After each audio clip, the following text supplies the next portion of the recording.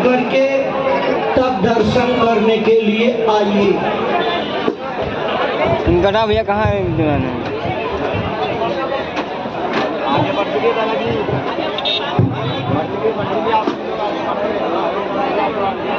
देखिए मंच के दाहिनी तरफ बहनों माताओं के प्रसाद का काउंटर है और मंच के बाईं तरफ आगे की ओर भाइयों के लिए काउंटर है।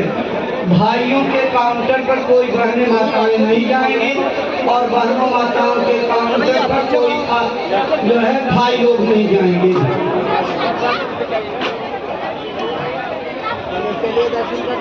आराम आराम से आओ, दर्शन करने के लिए जब आओ तो अपने कपड़े से, साड़ी या दुपट्टे से अपने सिर को, कान को, गले को अच्छी तरह ढक करके तब दर्शन के लिए आइए। अगर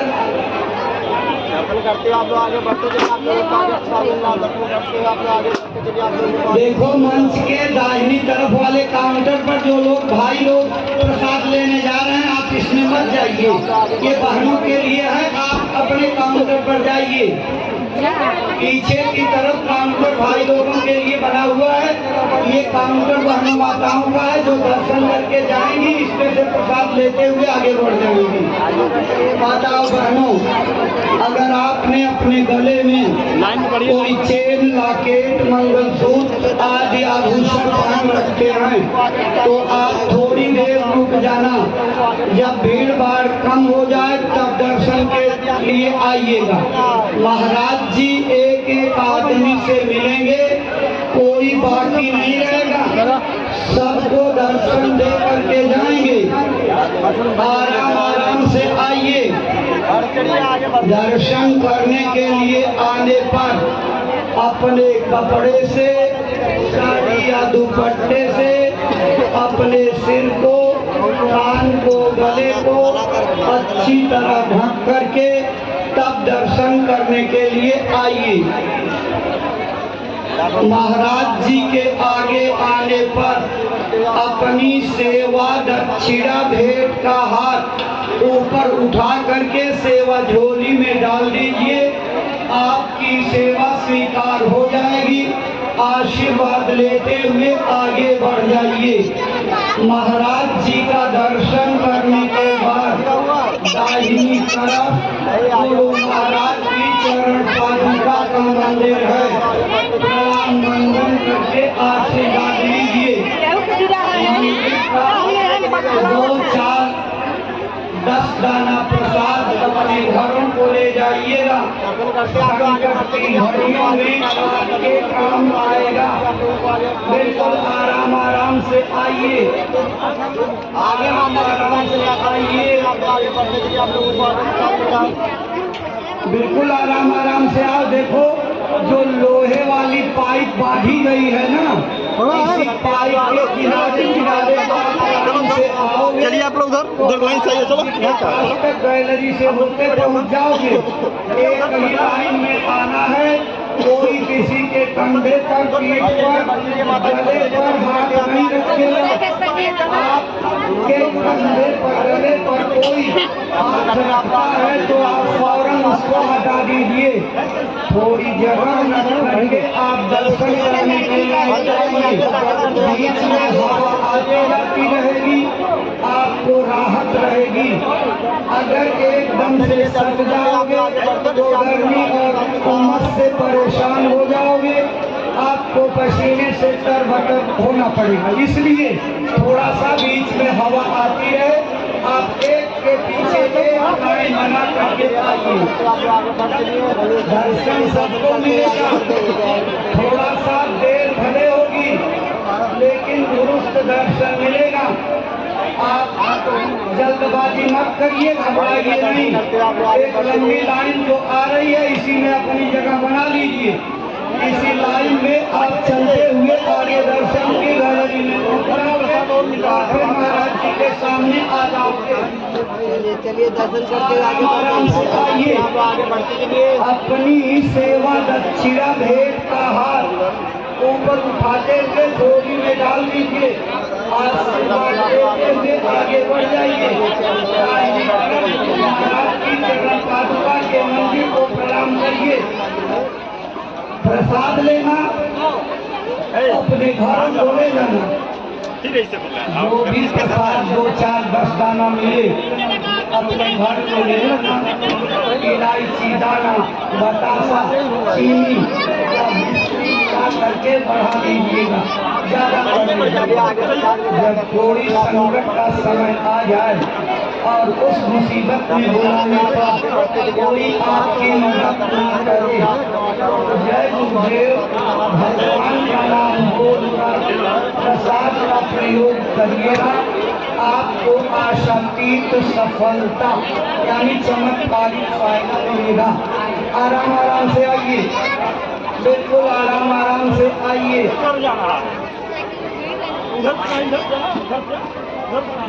आराम आराम से आओ, आराम आराम से, बिल्कुल आराम आराम से आइए।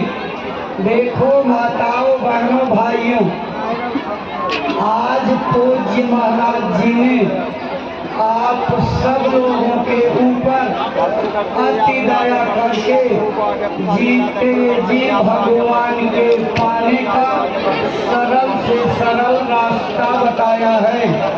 अपने घर के काम, बच्चों की सेवा के बाद 1 घंटा 2 घंटा पूज्य महाराज जी की बताई तरकीब से भजन करेंगे तो यही महाराज जी आपके ऊपर दया आँख और कान खुल जाएगा, दिखाई और सुनाई पड़ने लगेगा। आपका जीवन जिस काम के लिए मिला था उसकी पूर्ति हो जाएगी। बिल्कुल आराम आराम से रास्ता महाराज जी ने बताया है। भाई बहनों, ये रुपए पैसे से नहीं मिलता, सोने चांदी हीरे जवाहरात से, मणिमाणिक पन्ना पोखराज से नहीं खरीदा जा सकता। ये ऐसी अनमोल दौलत है जब प्रभु की कृपा संतों पर, संतों की कृपा जीवन पर होती है तब मिला करता है। आज आपके जन्मों जन्मों के भाग जाग गए। आज आपके ज्ञान दान पुण्य सेवा तपस्या का फल मिल गया, भगवान के पाने का रास्ता मिल गया।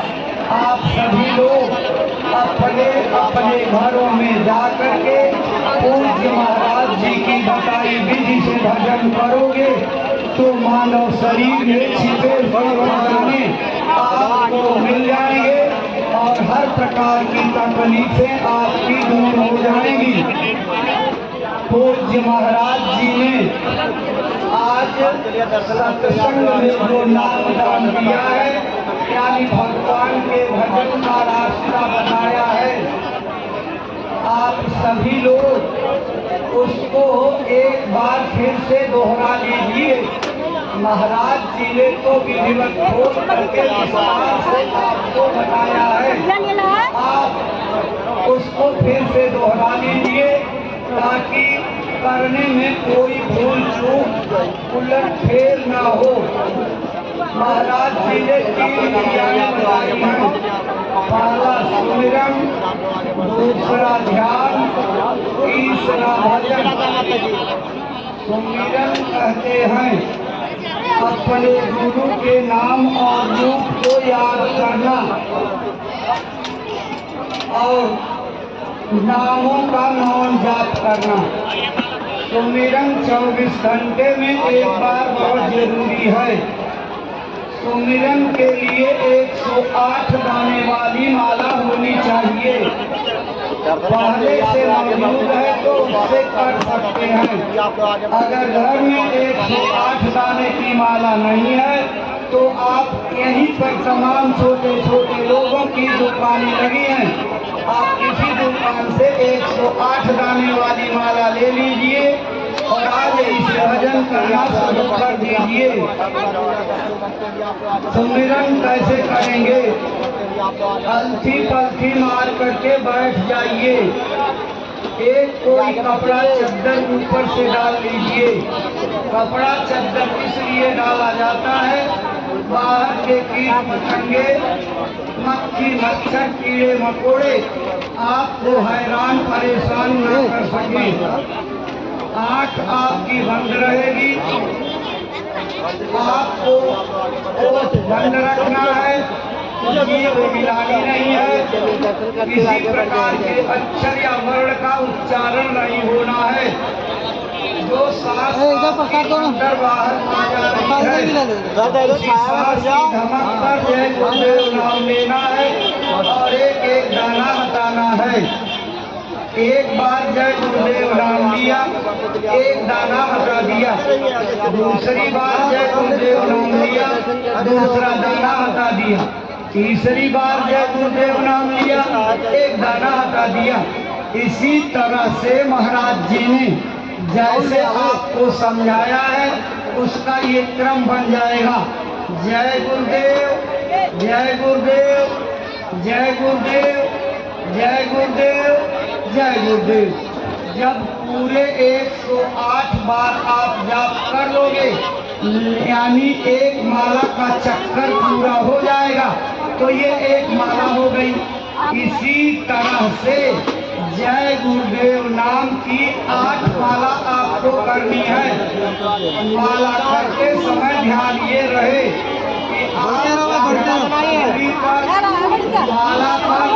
कि माला के मनके पर नहीं जाना चाहिए। आँख आपकी बंद रहेगी। ठीक सामने अपने नाम दान देने वाले गुरु महाराज के नाम दान के समय की मुद्रा को याद करना है। आप नामदान के समय की मुद्रा को याद करोगे तो जब साधना आपकी पकेगी तो पूज्य महाराज जी उसी मुद्रा में आपको मिलेंगे जिस मुद्रा में बैठ करके नामदान देते हैं। सुमिरन करते समय यदि आपको नींद आ जाए, झपकी आ जाए, आपकी माला हाथ से छूट करके गिर जाए या अचानक उठना पड़े, सुमिरन खंडित हो जाए, तो दोबारा और तिबारा सुमिरन करने की कोई मनाही नहीं है।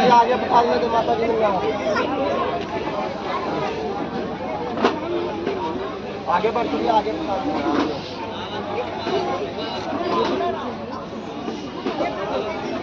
बढ़ते रहो, जल्दी जल्दी प्रणाम करो। दर्शन करते हुए आप आगे बढ़ते चलिए। बिल्कुल आराम आराम से आइए। अगर 2-3 बार भी सुमिरन आप करोगे तो कोई हर्जा नहीं है। सुमिरन ओ भैया इसीलिए किया जाता है कि आप अपने गुरु के नाम और रूप में बिल्कुल केंद्रित हो जाएं। जब सुमिरन करते जगह प्रसाद मिल रहा है ना, दोनों को तो सुमिरन का लाभ दया के रूप में ध्यान और भजन में मिलेगा। अगर सुमिरन सही नहीं होगा तो ध्यान और भजन में दया कम मिलेगी। तो सुमिरन को पकाना जरूरी है। दूसरी क्रिया महाराज जी ने ध्यान की बताई है। ध्यान करते हैं, अपनी आँखों को एक जगह रोकने, एकाग्र करने का अभ्यास करना। आप ध्यान कैसे करोगे? अलती पलती मार के बैठ जाइए, एक कपड़ा चद्दर डाल लीजिए, आँखों को बंद रखिए। जैसे ही आप आँख बंद करेंगे सामने बिल्कुल अंधेरा छा जाएगा। उसी अंधेरे में ऊपर की तरफ केंद्र बना करके एक सुई की बारीक नोक जैसे स्थान पर अपनी दृष्टि को रोकने टिकाने की कोशिश करनी है। धीरे धीरे अभ्यास करते करते आपके ऊपर आँख रुकने लगेगी। अगर आपने अपनी आँख को 1 सेकंड के लिए भी रोक दिया, रोकने में कामयाबी हो गई तो आपको अपनी साधना का पहला चमत्कार दिखेगा। अरे यही प्रसाद आगे आपकी आँख रुकी, वहीं पर इतने तेज का उजाला प्रकट होगा कि अपनी जिंदगी में इतने तीव्र उजाले को आपने कभी देखा नहीं। जेठ की तपती हुई दोपहरी का सूरज उसके सामने सीखा है और बिजली की चकाचौंध उसके सामने कोई महत्व नहीं रखती। लेकिन भाई बहनों, आगे बढ़ जब ध्यान में आपको तेज प्रकाश दिखाई पड़ेगा तो आपकी आंखें बर्दाश्त नहीं कर पाएगी, हिल जाएंगी। आंखों के हिलने पर प्रकाश गायब हो जाएगा और उस प्रकाश के गायब होते आप परेशान होंगे। कितनी आनंददायक रोशनी आई थी, कितनी शीतलता देने वाली, अमृत की तरह से आनंद देने वाली कहाँ चली गई। आप घबराना नहीं, ऊबना और थकना नहीं, अपनी साधना को बराबर जारी रखना। जैसे एक चींटी चिकनी दीवार पर चढ़ करके छत पर पहुंचना चाहती है, लेकिन सामने 10 बार नहीं, 100 बार, 200 बार, 300, 400 बार गिरती है, लेकिन अपने इरादे को नहीं बदलती। अपने जोश और उत्साह के साथ छत पर चढ़ने का अभ्यास जारी रखती और एक दिन छत पर चढ़ने की सफलता प्राप्त करती है। ऐसे ही जब आप बैठ करके रोज अपनी साधना में अभ्यास करोगे तो रोज रोज नए भाव, भूख और तड़प ले करके बैठ करके मालिक को पुकारोगे तो आपकी प्रार्थना सुनी जाएगी, आँख भी रुक जाएगी, प्रकाश भी रुक जाएगा। आँख और प्रकाश दोनों रुके कि आपको दूसरा चमत्कार दिखेगा। वो क्या? जैसे बढ़ई बर्मा की मदद से लकड़ी में छेद कर देता है, ऐसे ही आपकी रुकी हुई आँख गोलाकार होने लगेगी और तीव्र गति करते हुए अंदर के आकाश में सुराख कर देगी। सीधा आकाश फट जाएगा। आसमान के फटते ही आपको सबसे पहले दरवाजा खुलने पर अपने गुरु के दर्शन होंगे। चेहरा यही होगा, शकल यही होगी, लेकिन वो इस प्रकार के दाढ़ी बाल हारमांस का शरीर नहीं होता। वो प्रकाश का समुंदर, प्रकाश का खजाना होता है।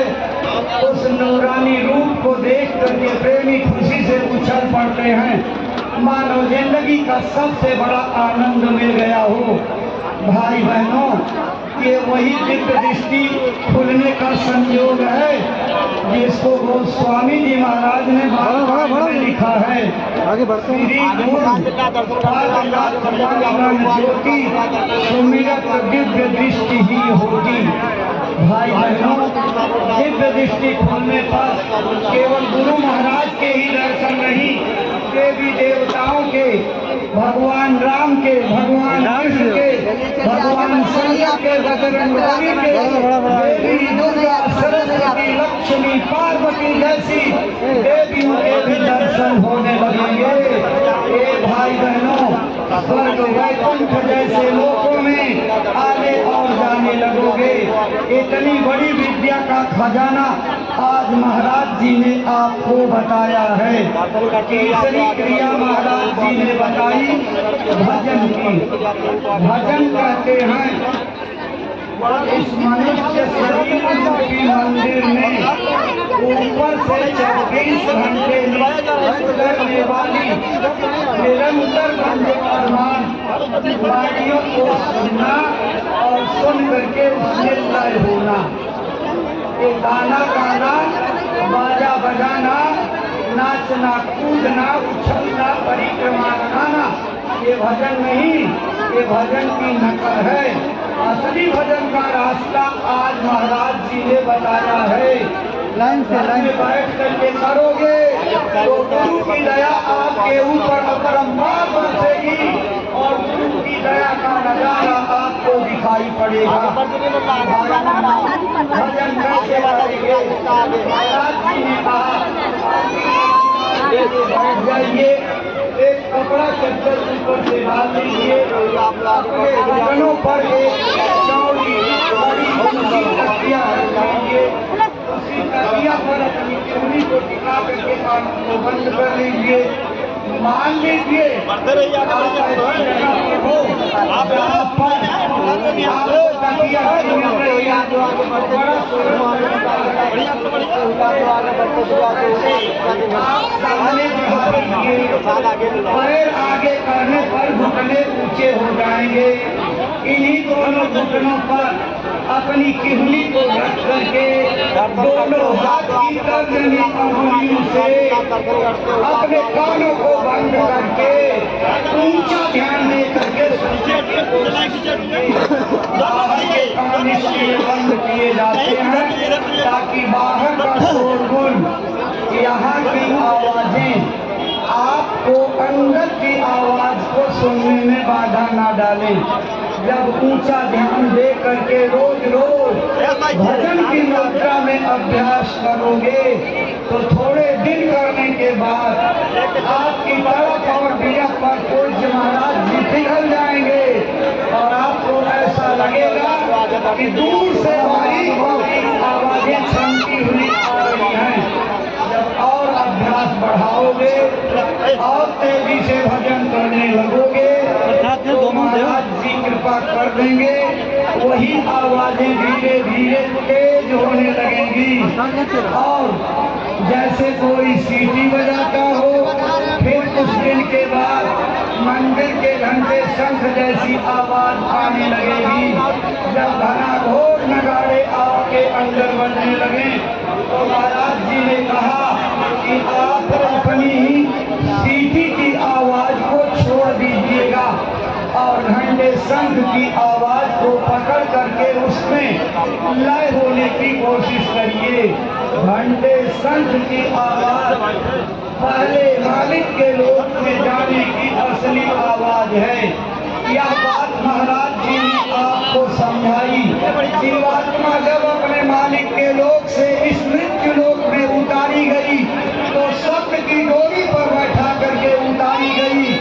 जिस साधन से ये उतरी है उसी साधन से वापस जाएगी। भजन के द्वारा आने वाले शब्दों की डोरी पर जब जीवात्मा सवार हो जाएगी तो यही शब्द इसको खींच करके उतर के मंदिरों में ले जाएगा और आपको अपनी साधना में तीसरा चमत्कार दिखेगा। तो क्या ऐसे जंग रहित लोहे को चुंबक खींच करके अपने में सटा लेता, चिपका लेता है, ऐसे ही आपकी जंग रहित जीवात्मा यानी निर्मल जीवात्मा को वो शब्द पकड़ करके खींचेगा। उसमें बड़ा मैग्नेटिक पावर है, बड़ी चुंबकीय आकर्षण शक्ति है। जीवात्मा निर्मल हुई नहीं कि तुरंत खींच लेगा, जकड़ करके पकड़ करके लेकर के आसमानों में उड़ेगा और स्वर्ग वैकुंठ में ले जाएगा, अंड खंड ब्रह्मांड के लोकों में ले जाएगा, देवी देवताओं का दर्शन कराएगा, वहाँ की लीला और रचना को और फिर वही शब्द ला करके इस शरीर रूपी पिंजड़े में छोड़ जाएगा। कैसे? जैसे चिड़िया अपने घोंसले से निकल करके दूर देश दाना चुगने चली जाती है और दिन भर दाना चुगने के बाद जब शाम को बसेरा लेने का समय आता वो चिड़िया उड़ करके अपने घोंसले में आ जाती। इसी तरह से सब आपको खींच करके मंडलों दर मंडलों की सैर कराएगा और जब समय होगा वो ला करके जीवात्मा को इस शरीर में पिंजड़े के घोंसले की तरह से छोड़ जाएगा। आप रोज रोज स्वर्ग में जाओ, रोज रोज वैकुंठ में जाओ, रोज रोज देवी देवता के दर्शन करो। अरे भाई बहनों, ये भारत के सनातन अध्यात्मवाद का ये गहरा राज है जो आज महाराज जी ने बता दिया। आपके भाग्य की जितनी सराहना की जाए उतना कम है, क्योंकि पिछले युगों में 80,000 साल जंगलों में तपने और खपने वाले ऋषि मुनियों को ये रास्ता नहीं मिला, क्योंकि तब ये रास्ता खुला नहीं था। आज से 750 वर्ष पहले कबीर साहब ने इस रास्ते को खोला और उनके बाद जितने संत आए सबने सूरत सभ्य योग की साधना की, नाम योग की साधना से भगवान को पाया। और आज कल युग में आपको भी भगवान के मिलने की तमन्ना है तो नाम योग साधना से ही पाओगे। आप अपनी रामायण को पढ़ लीजिए, बिल्कुल साफ लिखा हुआ है, यही कलिकाल न साधन दूजा, योग यज्ञ जप पूजा, इससे कुछ नहीं मिलेगा। मिलेगा किससे? वो भी लिखा है, कल युग केवल नाम आधारा, सुमेरी सुमेरी नर उतरन पारा। इस कल युग में अगर कोई जीव भाव सागर से पार उतरना चाहे तो नाम योग साधना से पार जा सकता है, दूसरा और कोई तरीका नहीं है। भाई बहनों, आपको मीराबाई का इतिहास याद होगा। बचपन से गिरधर नागर की पुजारी थी, वो कौन थी? राजमहल की छत्राणी, मेड़ता राजपूताने के परिवार में जन्मी और प्रतिष्ठित राज परिवार चित्तौड़गढ़ के घराने में ब्याही। लेकिन उन्होंने गुरु किसको बनाया? यही पड़ोस में काशी के रहने वाले छोटी जात के जूता गांठने वाले रैदास को गुरु धारण किया और नामदान पाया, भजन किया, भगवान को पाया। तब उनकी पीड़ा शांत हुई, उनका सारा जीवन बीत गया। मेरे तो गिरधर गोपाल दूसरों में कोई गाते नाचते, लेकिन भगवान की तरफ एक कदम नहीं बढ़ पाई। अब भगवान की तरफ उनकी यात्रा शुरू हुई जब गुरु मिले। लिखा है, आयो जी खड़े मत होइए माता जी, मैंने नाम रतन धन पायो, वस्तु अमोलक दी मेरे सतगुर, कृपा करी अपनायो। आयो जी मैंने नाम रतन धन पायो। किसने दिया? रैदास संत मिले मोहि सतगुर, दीना सूरत सहदानी। मैं मिली जाए पाए पी प्यारा, तब मोरी पीर बुझानी। दूसरी जगह लिखा, ना मैं पीहर ना मैं ससुरे, नहीं पिया जी पास, मीरा रे गोविंद मिलो, जब गुर मिलिया रैदास। ये भाई बहनों, आपको भी अगर इस शरीर से भगवान को पाने की तमन्ना है तो गुरु को तलाशना पड़ेगा। गुरु कैसा होना चाहिए? जो शब्द का रास्ता